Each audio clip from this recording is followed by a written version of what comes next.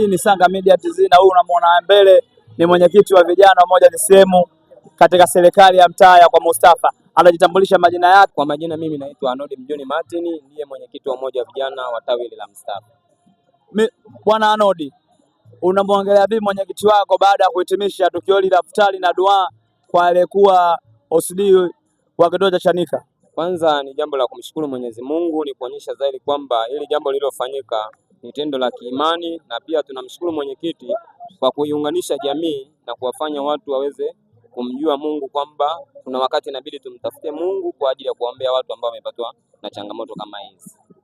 Na mwenyekiti wako leo hii amefanya iftari na watu wamekula mpaka wamesaza.